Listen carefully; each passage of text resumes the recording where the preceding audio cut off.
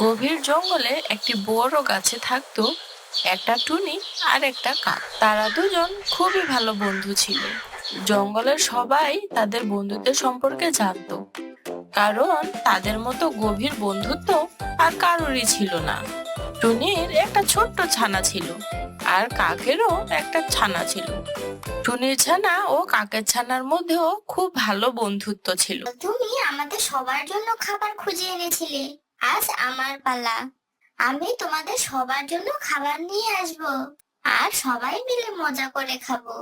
ঠিক আছে টনি, তুমি যাও। আমি তোমার ছানার খেয়াল খুব ভালোভাবে রাখবো। কাকের কথা শুনে টুনি খাবার খোঁজার উদ্দেশ্যে রওনা হলো। টুনি পাখি জঙ্গলের আশেপাশে খাবার খুঁজতে লাগলো, কিন্তু কোথাও সে শস্যদানা খুঁজেই পেল না। তখন সে খুব চিন্তিত হয়ে গেল আর হতাশ হয়ে গেল। আরে, আজ তো খাবার মতো কিছুই পাচ্ছি না। মনে হচ্ছে আজকে জঙ্গলের বাইরে গিয়েই দানা খুঁজতে হবে। এই জঙ্গলের কোথাও তো খাবারের দানা মিলছে না। যাই, তবে জঙ্গলের বাইরেই যাই, আর সেখানে গিয়ে খাবারের সন্ধান করি। হতে পারে সেখানে যদি কোনো শস্য দানা পাই। এমনটা ভেবে টুনি জঙ্গলের বাইরে যেতে লাগলো। টুনি খাবারের দানা খুঁজতে খুঁজতে ঈগলের এলাকায় চলে আসে, আর সে দেখে ঈগলের ঘরে তার ছোট্ট ছানা রয়েছে, আর তার পেছনে একটা বিষধর সাপ। সে ঈগলের ছানাকে খাবে বলে তার দিকে তাক করে আছে। তখন টুনি ঈগলের ছানাকে বাঁচাবে বলে দ্রুত ঈগলের ছানার কাছে গেল। আরে থামো থামো সাপ ভাই, তুমি এখান থেকে যাও, আর তা না হলে আমি ওর বাবাকে ডেকে আনবো। আর বড় ঈগল এসে তোমাকে মেরে মেরে তোমাকে কাবাব বানাবে। তখন কিন্তু আমাকে দোষ দিতে পারবে না। টুনির কথা শুনে সাপ খুব ভয় পেয়ে গেল আর সেখান থেকে চলে গেল। কিছুক্ষণ পর সেখানে ঈগলের বাবা চলে আসে, আর সাপকে সেখান থেকে ভয়ে চলে যেতে দেখে সে টুনি পাখিকে বলল, টনি বোন, তোমাকে অনেক অনেক ধন্যবাদ, কারণ তুমি আমার ছানার জীবন বাঁচিয়েছো। তা না হলে তো এতক্ষণ সাপটা আমার ছানাকে খেয়েই নিত। আরে না না ঈগল ভাই, যদি আমি আজ তোমার ছানাকে না বাঁচাতাম তাহলে একটা অবুঝ বাচ্চা মারা যেত। আরে আরে, তুমি তো খুব দয়ালু টুনি। তুমি আমাদের পাশের জঙ্গলে থাকো, তাই না? হ্যাঁ ঈগল ভাই, আমি সেই টুনি, আর আমার একটা ছোট ছানাও আছে। হ্যাঁ হ্যাঁ, আমি তোমার ছানাকেও দেখেছি। ও তো খুব সুন্দর। আচ্ছা ঈগল ভাই, আমি এখন যাচ্ছি।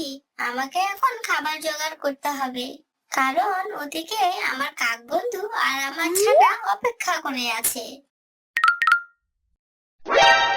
আর কিছুক্ষণ পর সে খাবারের দানা জোগাড় করে সে বাসায় ফিরে আসে, আর তারা সবাই মিলে সে দানা খেয়ে তাদের পেট ভরায়। পরদিন যখন কাকের দানা খোঁজার সময় আসলো, তখন কাক টুনিকে বলল, টুনি বোন, আজ আমার খাবার দানা আনার কথা। এজন্য আমি খাবারের দানা আনার জন্য বের হচ্ছি। তুমি আমার ছানার খেয়াল ভালোভাবে রেখো। হ্যাঁ হ্যাঁ কাক বোন, আমি তোমার ছানার খেয়াল খুব ভালোভাবেই রাখবো। তুমি নিশ্চিন্তে খাবার দানার খোঁজে যেতে পারো। টুনির কথা শুনে কাক খাবার দানা আনার জন্য বের হলো। আর তখন টুনির সামনে তার ছানা আর কাকের ছানা খেলা করছিল। আর তখন হঠাৎ করে টুনি পাখি ঘুমিয়ে পড়ল। এদিকে কাকের ছানা আর টুনির ছানা খেলতে খেলতে উঠতে উঠতে জঙ্গলের বাইরের দিকে যেতে লাগলো। এই খবর টুনি তো জানতোই না। তখন কাক আর টুনির ছানা খেলতে খেলতে সেই ঈগলের এলাকায় চলে আসে, আরে গাছের ওপরে গিয়ে বসে। তারা দুজন জানতো না যে এটা ঈগলের এলাকা, এখানে ঈগল থাকে। তখন টুনির ছানা কাকের ছানাকে বলল, বন্ধু কাক, আমার খুব তৃষ্ণা পেয়েছে। আমি একটু পানি পান করে আসি। ততক্ষণ তুমি এখানে থেকো, কোথাও যেও না আবার। আমি এই যাব আর এই আসবো। এই বলে টুনির ছানা পানি খাওয়ার জন্য সেখান থেকে চলে গেল। আর কাকের ছানা সেখানেই দাঁড়িয়ে টুনির ছানার জন্য অপেক্ষা করতে লাগলো। ঠিক তখনই ঈগল উড়ে সেখানে আসছিল, আর সে দেখলো এক কাকের ছানা গাছের উপরে বসে আছে। তখন ঈগল বলল, আরে বাহ, এ ছোট কাকের ছানাকে এখানে কে নিয়ে এসে রাখলো? মনে হচ্ছে আজ আমার শিকার খোঁজার কোনো প্রয়োজনই নেই। এই ছোট কাক ছানাকে খেয়েই আজ আমার ক্ষুধা মেটাবো। যাই, তাড়াতাড়ি এই বেটার কাছেই যাই, আর একে আমার ভোজন বানাই। তখন ঈগল উড়তে উড়তে কাকছানাকে খাওয়ার জন্য ওর কাছে এলো, আর ওকে শিকার করে খাওয়া শুরু করে দিল। কিছু পরিমাণ খেয়ে ঈগল সেখান থেকে চলে গেল। কিছুক্ষণ পর যখন টুনি ছানা পানি পান করে চলে এলো, তখন সে সব কিছু দেখে খুবই ভয় পেল। আরে আরে, কাকছানাকে কে খেয়েছে এমন নিষ্ঠুর ভাবে? আমি কাক আন্টিকে গিয়ে কি বলবো? তখন টুনি ছানা দেখলো এক ঈগল সেখানে উড়ে বেড়াচ্ছে। তখন সে বুঝতে পারলো এ কাজ ওই ঈগলই করেছে। মনে হয় এই ইগলি কাকের ছানাকে খেয়ে নিয়েছে। আরে, আমি এখন কি করব? আমি কাক আন্টিকে গিয়ে কি বলবো? যাই, আমি এখন ঘরে ফিরে যাই। কাক আন্টিকে কিছু একটা তো বলতে হবেই। না, তার বাসায় ফিরে এলো, আর এসে দেখলো কাকছানার মা ও তার মা দুজনই সেখানে আছে। আরে আমার সোনা, তুমি কোথায় চলে গিয়েছিলে?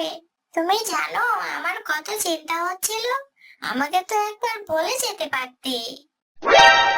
হ্যাঁ টুনি ছানা, আর হ্যাঁ, আমার ছানা কোথায়? ও তো তোমার সাথে গিয়েছিল, তাই না? তখন টুনি ছানা খুব ভয় পেয়ে গেল, আর ভয়ে ভয়ে বলল, আরে কাক আন্টি, আমি তোমাকে কি বলবো? আমাদের সাথে একটু খারাপ ঘটনা ঘটেছে। টুনি ছানা, কি হয়েছে? কি হয়েছে তোমাদের সাথে? তাড়াতাড়ি বলো, আমার ছানা কোথায়? তখন টুনি ছানা একে একে সব ঘটনা কাককে খুলে বলল। হে ঘটনা শুনে কাকের তো মাথা ঘুরে গেল। আরে আরে, দেখো টুনি, তোমার ছানা এসব কি বলছে?